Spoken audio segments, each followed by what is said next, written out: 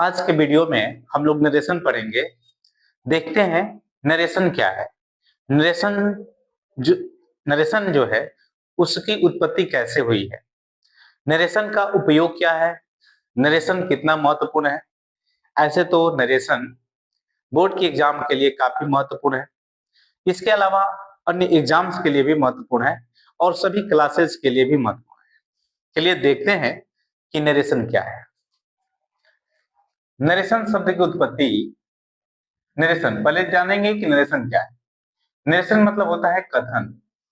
Narration मतलब कथन, यानी कि कथन क्या है। तो जो हम बोलते हैं, हम किसी को कुछ कहते हैं या किसी के कही हुई बात को हम किसी और को बताते हैं, यही सब कथन है। देखते हैं नरेशन जो शब्द है उसकी उत्पत्ति नरेट शब्द से हुआ है। नरेट जो शब्द है वो लैटिन भाषा का शब्द है, जिसका मतलब होता है टू से, यानी कहना। नरेट का मतलब होता है टू से यानी कहना।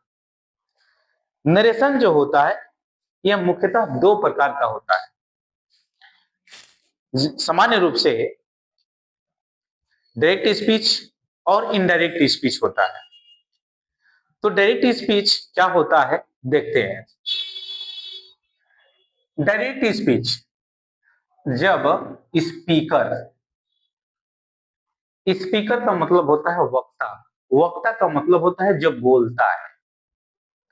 तो जब स्पीकर के मूल कथन को, जब स्पीकर के मूल कथन को हम दूसरे से, यानी हमसे कोई किसी ने बात कहा तो हमसे जो व्यक्ति बोला है वो व्यक्ति वक्ता कहलाएगा।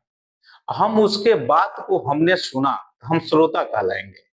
और हम वक्ता के कथन को व्यक्त करेंगे तो उसके दो तरीके होंगे।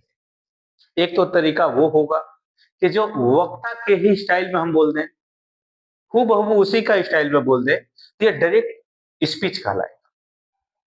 अगर यदि हम वक्ता के कथन को वक्ता के ही कथन में ट्रांसफर कर दें तो यह डायरेक्ट स्पीच कहलाएगा। लेकिन यदि वक्ता ने हमसे कुछ कहा और हमने उसके शैली का प्रयोग न करके हमने अपने शैली का प्रयोग कर दिया और अपने स्टाइल, अपने शैली में व्यक्त किया, तो यह इनडायरेक्ट स्पीच कहलाता है। चलिए आगे देखते हैं, पहले डायरेक्ट स्पीच को समझते हैं। तो जब स्पीकर के मूल कथन को, यानी कि मूल कथन को हम दूसरे से, यानी कि उसी के शैली में, हूबहू उसी के शैली में, यानी उन्हीं के शब्दों में कहते हैं, तब इसे डायरेक्ट स्पीच कहते हैं। बहुत ही साधारण शब्दों में समझाया गया है कि जब स्पीकर के मूल कथन को अगर दूसरे से हूबहू उसी के भाषा में, उसी के शब्दों में, उसी के शैली में अगर व्यक्त किया जाता है, इसे डायरेक्ट स्पीच कहते हैं। जैसे Ram said to me, Ram said to me, यहां तक प्रयोग, उसके बाद कमा, इन्वर्टेड कमा। व्हाट इज द टाइम, यानी राम ने मुझसे कहा समय क्या है। यह सेम उसी का शैली है। राम ने मुझसे कहा समय क्या है। तो ये जो डायरेक्ट स्पीच होता है वह कामा और इन्वर्टेड कामा के सहयोग से लिखा जाता है। इसमें पंक्चुएशन का प्रयोग किया जाता है।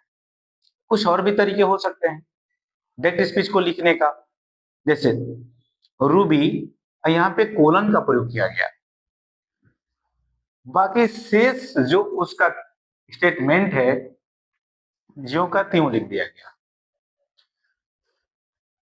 ये भी एक नरेशन का, यानी डायरेक्ट स्पीच की शैली है। अब यहाँ पे डायरेक्ट स्पीच को देखेंगे कि डायरेक्ट स्पीच के दो पार्ट होते हैं, दो पार्ट्स होते हैं। रिपोर्टिंग स्पीच और रिपोर्टेड स्पीच। जैसे यहाँ पे डेट स्पीच लिखा गया है, तो इसमें दो पार्ट लिखे गए हैं।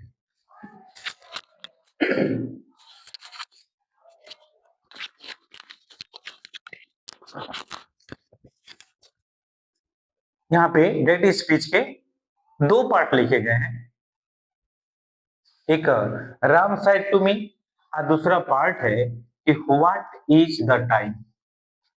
एक इन्वर्ट कामा के अंदर है यानी कि ये, और एक इन्वर्ट कामा से बाहर है यानी कि ये। तो जो इन्वर्ट कामा के अंदर है वो रिपोर्टेड स्पीच कहलाएगा,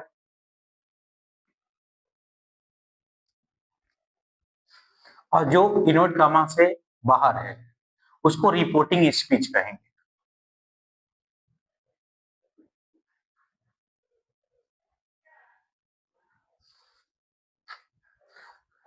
इसमें तो आसानी से समझ में आ गया। अब ये जो दूसरा जो एग्जांपल लिखा गया है, इसमें रूबी, इसमें साइड टू मी या said to you, said to him, ये शेष चीजें छुपा हुआ है। तो यह रिपोर्टिंग स्पीच का ही पार्ट है, और हेलो हाउ आर यू जो पार्ट है ये रिपोर्टेड स्पीच का पार्ट है। यहाँ पर जैसे समझाया गया है, फिर डायरेक्ट स्पीच के दो पार्ट्स होते हैं, पहला रिपोर्टिंग स्पीच, दूसरा रिपोर्टेड स्पीच। आइए देखते हैं इनको शब्दों में कैसे समझते हैं। रिपोर्टिंग स्पीच, जैसे रिपोर्टिंग स्पीच को समझना होगा तो लिखा गया कि रिपोर्टिंग स्पीच अक्सर इन्वर्टेड कॉमास से बाहर होता है। यहाँ पे इन्वर्टेड कॉमा से ये बाहर है तो ये रिपोर्टिंग स्पीच है। तो रिपोर्टिंग स्पीच अक्सर इन्वर्टेड कॉमा से क्या होता है, बाहर होता है। फिर रिपोर्टेड स्पीच की बात करें तो रिपोर्टेड स्पीच अक्सर इन्वर्टेड कॉमास के अंदर होता है। एग्जाम्पल में यहाँ देख सकते हैं सेम इसी सेंटेंस को, Ram said to me reporting speech है, what is the time reported speech है। सबसे पहले हमें डायरेक्ट स्पीच के पार्ट्स को समझना जरूरी है, क्योंकि डायरेक्ट स्पीच को ही हमें इनडायरेक्ट में बदलना होता है। तो डायरेक्ट स्पीच में जब रिपोर्टिंग स्पीच की बात आती है या रिपोर्टेड स्पीच की बात आती है, तो उनके सब्जेक्ट होते हैं, उनके अपने वर्ब होते हैं, उनके अपने ऑब्जेक्ट भी होते हैं, उनको हमें समझना है। तो जैसे रिपोर्टिंग स्पीच का यहाँ पे सब्जेक्ट राम दिया हुआ है, रिपोर्टिंग स्पीच का सब्जेक्ट राम दिया हुआ है, रिपोर्टिंग स्पीच का वर्ब सैड है, रिपोर्टिंग स्पीच का ऑब्जेक्ट मी है। ठीक उसी प्रकार से अगर देखा जाए तो रिपोर्टेड स्पीच में भी सब्जेक्ट और वर्ब और ऑब्जेक्ट होता है। जैसे यहाँ पे व्हाट है जो कि ये सब्जेक्ट के कंप्लीमेंट के रूप में आया है, और इज जो है वर्ब के रूप में आया है, और यहाँ पे द टाइम, ये यानी कि ये अगर सब्जेक्ट होता है, ये वर्ब होता है, तो ये कंप्लीमेंट होता है। इसके अलावा अन्य भी सब्जेक्ट अन्य सेंटेंस होते हैं, इसमें आसानी से हम समझ सकते हैं। आगे देखते हैं कि जैसे डायरेक्ट स्पीच का ही एक एग्जांपल है, I said to me him comma not comma he is reading English. मैंने उससे बोला कि वह अंग्रेजी पढ़ता है, मैंने उससे बोला वह अंग्रेजी पढ़ रहा है, मैंने उससे बोला वह अंग्रेजी पढ़ रहा है। अब देखेंगे कि ये तो रिपोर्टिंग स्पीच है और ये रिपोर्टेड स्पीच है। तो ये हम जानते हैं ये रिपोर्टिंग स्पीच है,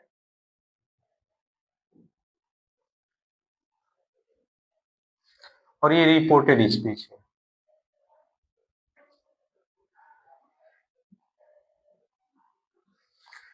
तो रिपोर्टिंग स्पीच का सब्जेक्ट क्या है, रिपोर्टिंग स्पीच का जो सब्जेक्ट है वो आई है।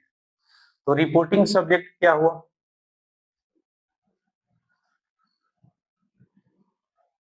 आई। फिर रिपोर्टिंग सब्जेक्ट का वर्ब क्या है, तो सैड है।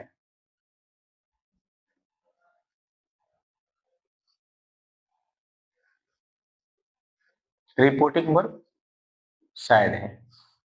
ठीक, अब यहाँ पे ऑब्जेक्ट की बात किया जाए तो हिम है, तो रिपोर्टिंग ऑब्जेक्ट क्या हो जाएगा, यहाँ पे हिम हो जाएगा। ठीक उसी प्रकार से अब इसमें समझेंगे, ये रिपोर्टेड स्पीच है, तो रिपोर्टेड स्पीच में रिपोर्टेड सब्जेक्ट क्या है, रिपोर्टेड सब्जेक्ट ही है।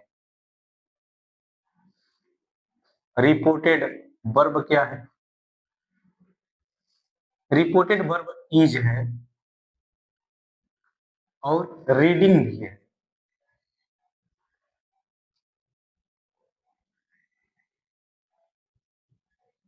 रीडिंग, अब इसमें देखना है कि जो रिपोर्टेड वर्ब है ये दिया हुआ है, इसमें जो इज है वो हेल्पिंग वर्ब है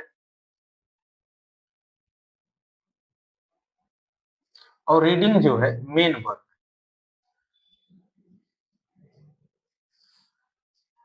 तो इस तरीके से हम यहाँ पे वर्ब्स भी यूज कह सकते हैं। अब देखेंगे इसमें ऑब्जेक्ट क्या है, ऑब्जेक्ट क्या है, तो यहाँ पे जो रिपोर्टेड ऑब्जेक्ट है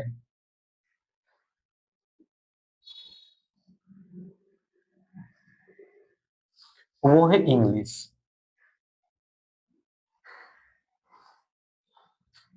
यानी कि फिर से हम समझते हैं, रिपोर्टिंग जो सब्जेक्ट है वो आई है, रिपोर्टिंग सब्जेक्ट आई है। रिपोर्टिंग वर्ब की बात की जाए तो सेड है, जो सेड लिखा गया है। रिपोर्टिंग अगर ऑब्जेक्ट की बात किया जाए तो हिम है, जो कि यहाँ पे हिम लिखा गया है। फिर अगर देखा जाए रिपोर्टेड स्पीच में, यानी रिपोर्टेड स्पीच में अगर हर पार्ट का पहचान किया जाए तो रिपोर्टेड सब्जेक्ट ही है, जो कि यहाँ लिखा गया है। रिपोर्टेड हेल्पिंग वर्ब इज है और रिपोर्टेड मेन वर्ब क्या है, तो रिपोर्टेड मेन वर्ब रीडिंग है और रिपोर्टेड ऑब्जेक्ट क्या है, तो इंग्लिश है। इसे आप चाहे तो लिख सकते हैं, समझ सकते हैं, और मुझे पूरा विश्वास है कि आपको बहुत अच्छे से डायरेक्ट स्पीच के पार्ट और उसकी पहचान अच्छे समझ में आया होगा। आगे इसके शेष भाग को हम लोग नेक्स्ट वीडियोज में देखेंगे, इसका पार्ट सेकेंड में। Thank you.